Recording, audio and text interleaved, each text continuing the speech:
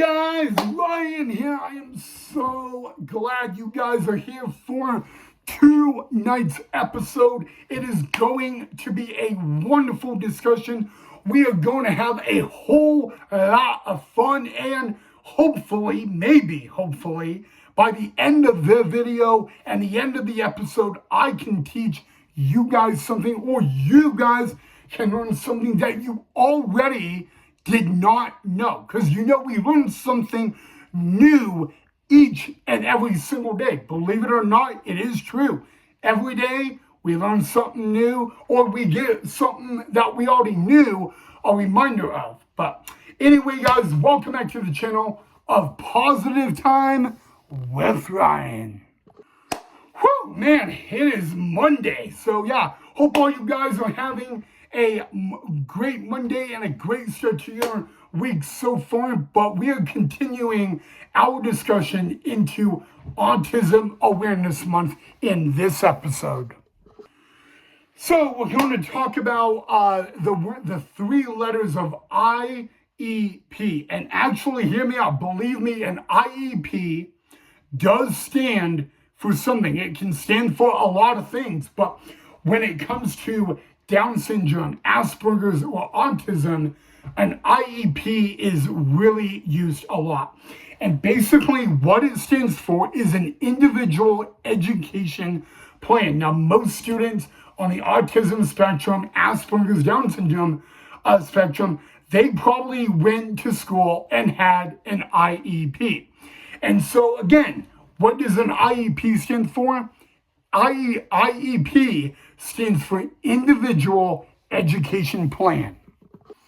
So you're probably wondering, how does an IEP, or what does an IEP have to do with autism?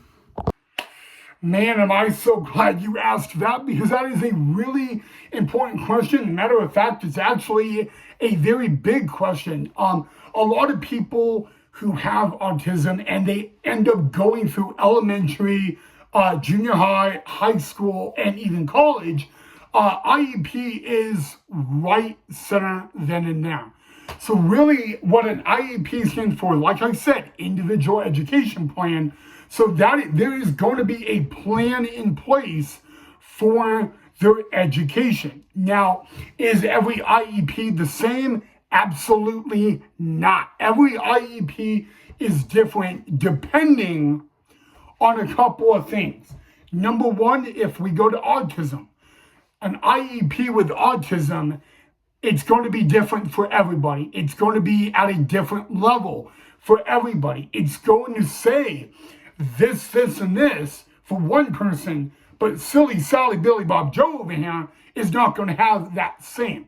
So number one, it's important to know that an IEP is different for everybody. Some IEPs are more in length, and some are kind of like this and this. I hope that makes sense.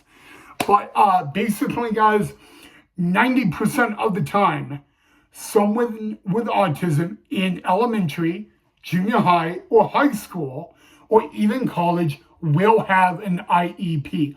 And so now you're probably going to ask the question, well, who is in charge of the IEP?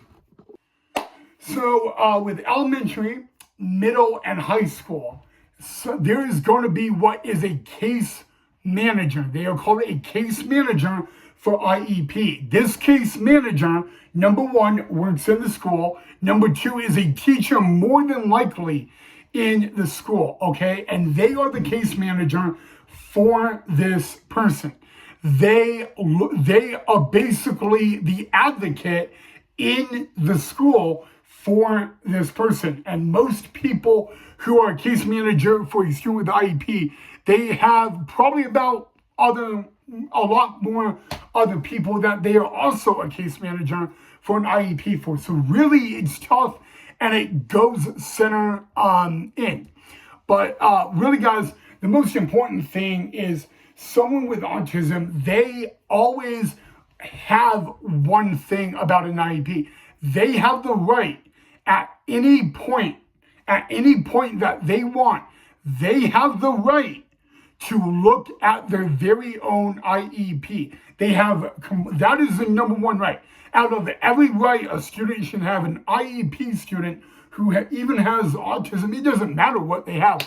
They have the right to have a copy of their IEP. They have a right to look at their IEP in any given time. Basically, an IEP is their education plan.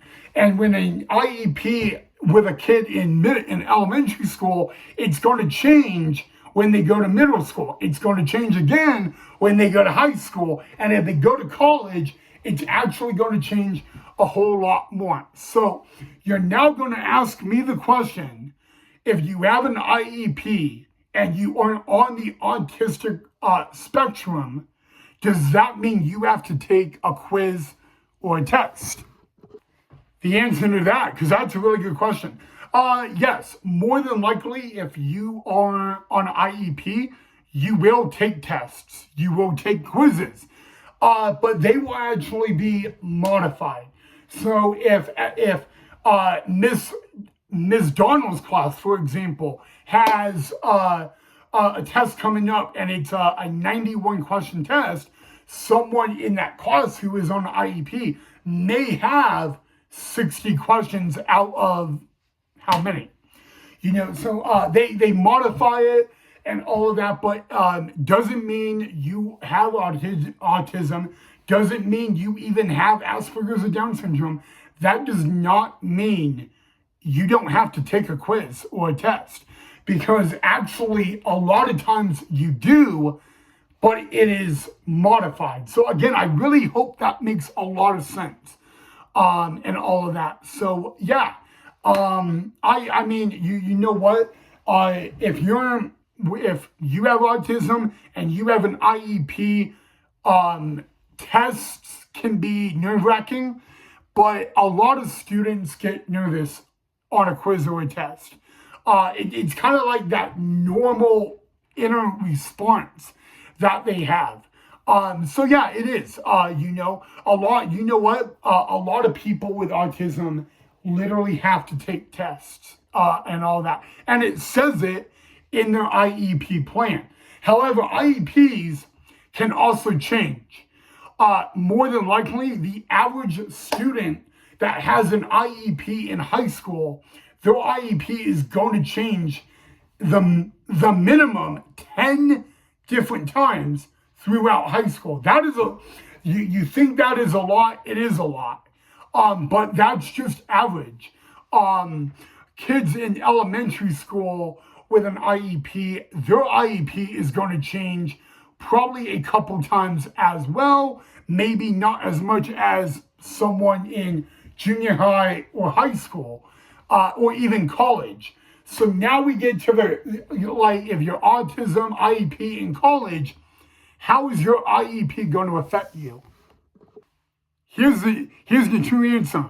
If you're in college and you have autism and you have an IEP, as like any other student, it is your responsibility to actually step up. It is your responsibility to be a student. When you are a college student with an IEP, without a doubt, you will actually have a case manager. But at the exact same time, you are a student and it is your responsibility to communicate. And I understand sometimes that can be difficult for a lot of students. You don't want to be that one that asks the dumb questions, but here's a little quote, okay? And this is not a quote, it's also a fact. There is literally no such thing as a dumb question. It's true. Guys, I can tell you right now that if you're the one that is willing to ask a question, whether how good of it is or not, there's no such thing as a dumb question. And I want you guys to know that, because it's not always easy to be the guy in class. You know what? I always say, if you're the ones in class raising your hand to ask a question, it means you care. You care about the class, you care about your grade, and you care as a student. And it's going to show really a lot. Now, other students in the class may say, you're the weirdo, you're the dumb one. But in reality, you're the smart one because you're the one that is advocating for yourself. And as someone who has an IEP, if you have an IEP, you need to understand that if you cannot advocate for yourself, you need to find someone that can advocate for you. And you're probably going to ask, who would that be? If we're not going to talk about mom, dad, grandma, grandpa, we're going to talk about in the school. Who can advocate for you in the school for your IEP that is not your case manager?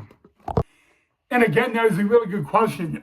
Your vice principal is definitely one. Your school counselor is another. And believe it or not, if you have an aide that is with you in your classes, that is another one. A resource room teacher. There is a lot of people in the school that can advocate for you on your IEP that is not your case manager. Now, I'm talking about just at school. I'm not talking about at home because we all know whoever you live with, they are definitely going to want to advocate for your IEP as much as possible. So it is important to know that as well. All right, guys, a few weeks ago, I said that I would announce the date of when I start talking about my life journey with autism. And I am happy to announce that 2 weeks from today, or 2 weeks from tonight, I will begin sharing my life journey and experience with autism. So I want you guys to pay very close attention to this. I am going to say this probably a billion more times before 2 weeks. There is literally nothing off limits. You guys can ask me anything and everything, no matter how difficult or bad it was for me. I'm happy to answer it. I'm happy to give you all my input. So I want you guys to know that. And like I said a few minutes ago, there is no such thing as a dumb question. If you have a question for me, please leave it down below in the comment section. But also remember that your question that you're asking, maybe someone else was going to ask and they didn't want to ask it. So there's literally no such thing as a dumb question. 2 weeks from tonight, or 2 weeks from today, I will be sharing my life experience and my journey with autism, but it will not be just that day. It will be that week. So I will probably announce at a later date on what the first episode will be about, and then so on. So that way, if you guys have questions, I could get them all. I could answer them, write it down, make sure I don't miss them. I don't want to miss any questions. So make sure you know, I'm going to say it a billion more times, but 2 weeks